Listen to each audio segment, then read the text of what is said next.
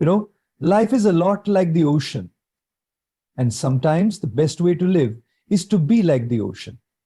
Have you ever stood by the seashore, quietly listening to the waves? There's something calming, something healing about it. But if you pay closer attention, the ocean teaches us lessons far deeper than the surface of its waters. The illusion of calm. When we stand at the shore and look at the ocean, especially on a peaceful day, what do we see? A vast, endless stretch of blue that seems so still, so quiet, so composed. But beneath that surface lies a world of incredible depth, complexity, and silent power. In life, too, we often meet people who appear calm, unbothered by noise, untouched by chaos. And we assume that their life must be easy or uneventful. But calmness on the surface is not the absence of storms, it is the presence of inner strength. The ocean doesn't display its turbulence unless necessary. And similarly, a person who has truly understood life doesn't react to every wave that hits them. Their peace is not performative, it's practiced. Take strength of depth. Depth is where the real strength of the ocean lies. It's not in the waves on top that crash and retreat with the wind. It's in the quiet depths below, where storms have no reach. Life is no different. When our peace comes only from what's happening outside, success, relationships, recognition, then even a small disturbance can create a storm within us. But when peace is rooted in our values, our faith, our understanding of who we are, then that peace remains untouched by circumstance. Just as the deepest parts of the ocean remain undisturbed, no matter how wild the surface becomes, a person with depth remains centered amidst life's highs and lows. That kind of peace is not accidental. It is cultivated through reflection, self-awareness, and spiritual grounding. Becoming ocean-like. To be calm on the surface and deep within is not a denial of emotion, it's a mastery of it. It means we don't suppress our feelings, but we don't let them control us either. Like the ocean, we hold space for everything: joy, sorrow, disappointment, excitement. But we respond, we don't react. There's a quiet elegance in being unshaken by the noise around us. It's a state of being that says, I don't need everything around me to be calm in order to feel calm. And this is not weakness, this is the highest strength. It's easy to shout, to blame, to panic, but to pause, to reflect, and to act from a place of stillness, that is what makes us truly powerful. In a world that's constantly asking us to be loud, fast, and reactive, maybe the greatest act of courage is to become like the ocean, silent, still, and deep beyond measure. The wisdom of non-judgment. The ocean accepts all rivers without questioning where they come from. Some rivers are crystal clear, flowing from serene glaciers. Others carry mud, pollutants, and debris from the chaos of cities. Yet the ocean welcomes them all, never turning any away. There is a profound lesson in that. In life, we often encounter people who come to us carrying different energies. Some bring positivity, kindness, and joy. Others bring pain, anger, or even toxicity, born from their own suffering. But can we, like the ocean, learn to receive without instantly judging or reacting? Acceptance doesn't mean we approve of everything that enters our life. It simply means we don't allow it to disturb our inner peace. Just as the ocean remains vast and deep, regardless of what flows into it, we too can choose to expand our understanding rather than shrink in reaction. By accepting others as they are, we not only free them from our expectations, but also free ourselves from the burden of resistance. Compassion over control. There is a gentle compassion in the ocean's acceptance, a wisdom that understands that rivers only carry what they have picked up on their journey. Similarly, people are shaped by their past, by their environments they've passed through, by wounds they never chose. Some carry trauma, others carry joy. Some express love openly, Others have only learned to protect themselves through anger or pride. When we accept this reality, we move from a place of judgment to a space of empathy. It doesn't mean we allow ourselves to be harmed or that we invite chaos into our lives. It means we stop expecting others to be perfect before we offer them basic human kindness. The ocean transforms even the dirtiest rivers through its vastness, not through resistance, but through absorption. In our own relationships, we too can learn to transform pain with presence, impatience with understanding, and resentment with compassion. And perhaps the most beautiful part, as we accept others more fully, we begin to accept ourselves with all our own flaws, wounds, and imperfections. We become, in the truest sense, ocean-like, capable of holding space for the world without being overwhelmed by it. Rising above the echoes, the ocean does not swell when praised, nor does it shrink when criticized. It simply remains. It is not seeking approval from the rivers, the rain, or the winds. It just is.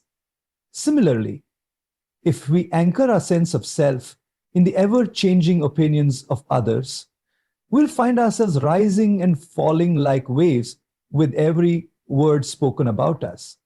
One day, someone calls us brilliant, and we float in pride. The next day, someone points out our flaws, and we drown in self-doubt. But the truth is, we are not as great as the praise we receive, nor as terrible as the criticism we hear. When we rely on external validation, we give others the power to control our peace. True maturity begins when we stop being emotionally hijacked by compliments or condemnation. We start to realize that neither defines our worth. Like the ocean, we learn to remain stable amidst the noise because we know our value comes not from public applause, but from inner clarity, anchoring in inner truth. To live unaffected by praise or blame does not mean we become indifferent or arrogant. It means we become balanced. We start listening to feedback with humility, not insecurity. Praise doesn't inflate our ego, and blame doesn't crush our spirit. We simply reflect, learn, and move forward. The deeper we go within ourselves, the clearer we become about who we are and what we stand for. That inner clarity acts like an anchor, keeping us grounded no matter how stormy the waters become outside. And this isn't easy. It takes regular introspection, emotional awareness, and spiritual practice. But once we get there, life becomes lighter. We stop chasing approval. We stop fearing judgment. We become free, not because the world changed, but because we changed the way we engaged with it. Like the vast ocean that remains unchanged, whether the sky is sunny or stormy, we too can remain peaceful, purposeful, and deeply unaffected by the waves of public opinion. True greatness is quiet. The ocean is one of the most powerful forces on earth. It spans continents, holds entire ecosystems, and can shift landscapes with its tides. Yet, despite its vastness and might, it doesn't boast. It lies low, literally, always beneath the rivers, quietly receiving waters from every direction. This is humility. It's not the denial of one's greatness. It's the decision not to parade it. In today's world, many are eager to prove how special they are, how successful, how intelligent. But true greatness doesn't need to prove itself. It simply serves. A tree doesn't eat its own fruit, and the ocean doesn't drink its own water. Their greatness lies in what they give, not in what they claim. In the same way, we don't have to remind the world of our worth in every conversation. When we live with sincerity, compassion, and a quiet sense of purpose, our actions speak louder than our accolades. The ocean teaches us that real power doesn't raise its voice, it deepens its presence. Living low, thinking high. Humility is not about shrinking ourselves, it's about elevating others while staying grounded. The ocean could easily look down on rivers, claiming superiority. but instead it receives. It bows low, and in doing so, it becomes the destination. Similarly, when we choose to serve, to listen, to uplift others, even when we have achieved much ourselves, we become magnetic. People are naturally drawn to those who are secure in who they are, but don't feel the need to dominate. In fact, the more we achieve, the more humility is required, because ego grows fastest in the soil of success. But when we remain humble, we stay teachable, approachable, and aligned, we begin to realize that our talents, achievements, and platforms are not for ego fulfillment, but for contribution. Just like the ocean provides life to countless beings without announcing its gifts, we too can live in a way that inspires, and not through loudness, but through silent depth. Humility, then, is not weakness. It is strength under control, greatness in service, and wisdom wrapped in simplicity. The power to absorb without losing self. The ocean receives everything: clean water from mountain springs, muddy currents from rivers, waste from human activity, and even oil spills. Yet it remains the ocean. It doesn't resist every incoming current. Instead, it absorbs, and over time, it transforms. In life, we too are constantly receiving inputs: people's words, emotions, energies, experiences. Some are uplifting, while others are heavy, negative, or even toxic. But can we, like the ocean, learn the art of absorbing without becoming bitter? The ability to take in pain, criticism, or negativity and process it without letting it define us is a mark of real emotional maturity. This doesn't mean we allow ourselves to be mistreated or walk through life passively. It means we respond, not react. We observe without absorbing the poison. Just as the ocean remains vast and undiluted despite what enters it, we too can retain our integrity while navigating the messiness of human interaction. The secret is not in resistance, it's in resilience, turning pain into purpose. Transformation is the ocean's quiet miracle. What enters, it may begin as waste, but over time, through movement, pressure, and vastness, even the dirtiest water is purified. Likewise, life throws situations at us that can feel overwhelming: betrayals, failures, insults, disappointments.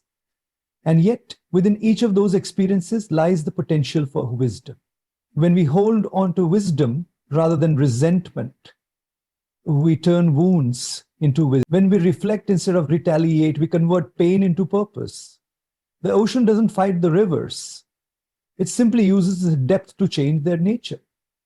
In the same way, when we expand ourselves through self-awareness, forgiveness, and perspective, we become capable of transforming negativity into compassion, criticism into clarity, and suffering into strength.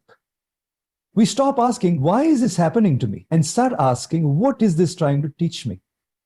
Like the ocean, we become alchemists of experience, converting every challenge into a chance for deeper peace. The paradox of stability and change. If you've ever stood by the shore and watched the waves roll in, you'll notice something beautiful. Every wave is different, yet the ocean remains the same. It is a dance between constancy and change. The tides rise and fall, the colors shift with the sun, the surface sparkles and storms. But the essence of the ocean never wavers. Life too operates in this paradox. Change is constant, jobs shift, people come and go, health fluctuates, and seasons turn. And yet, amidst it all, we're called to find an inner stability. Not a rigid resistance to change, but a deeper center from which we can flow with life's movement without losing ourselves. The ocean doesn't panic when a storm comes. It surrenders to the rhythm of nature, knowing that stillness will follow. Similarly, we must learn not to cling desperately to permanence, but instead cultivate a mindset that flows with life's waves, knowing that we are not what happens to us, but how we remain within what happens, adapting without losing identity.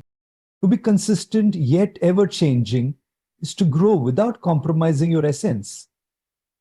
The ocean evolves, it expands, evaporates, rains, flows back and starts again, but it never stops being the ocean.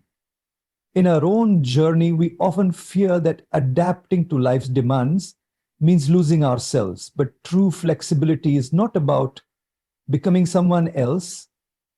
It's about becoming more of who we truly are in every situation. We adjust, not out of insecurity, but out of wisdom. We change roles, adjust expectations, refine our understanding, but we stay grounded in our values, our purpose, and our identity. Like the ocean that remains vast even when its surface shifts, we too can learn to embrace change with grace and confidence. Consistency doesn't mean repetition. It means staying true to your inner compass, even when the outer landscape evolves. And when we live like that, we stop fearing uncertainty and start welcoming it as a wave that helps shape our shore, not destroy it. Quiet contribution over loud recognition. Beneath the surface of the ocean, there exists an entire universe of life, millions of species, vibrant ecosystems, coral cities, and intricate food chains. All of this is quietly nurtured by the ocean, which asks for nothing in return. It supports life without announcements, sustains without expectations, and gives without applause. In our lives, this is a powerful lesson in silent service. Today, we live in a world that celebrates visibility, where even kindness is sometimes done for display. But the ocean reminds us that the greatest contributions are often invisible, just like a mother's sacrifices behind the scenes or a friend's quiet presence during tough times. Real impact doesn't always come with fanfare. Sometimes the most powerful support is simply being there, listening, understanding, encouraging, without needing to post its good deeds. Its very existence is a gift, and we too can choose to become people whose presence itself is healing, becoming a silent source of strength. There is a certain sacredness in those who support others silently, not out of weakness or intractability, but from strength and inner fullness. Like the ocean, they hold space for others to grow without making it about themselves. They don't interrupt the spotlight. They hold the stage steady. In our relationships, workplaces, and communities, we all have the power to become that kind of presence, to support without seeking credit, to give advice without superiority, to help not because we want to be remembered, but because it is the right thing to do. And ironically, those who serve silently often leave the deepest impact. Their influence flows quietly into people's lives, shaping character, inspiring hope, and building trust. The ocean teaches us that true greatness isn't loud, it's enduring. And when we live like that, we become oceans ourselves. Vast in compassion, steady in support, and rich in the kind of love that doesn't demand to be noticed, but is never forgotten.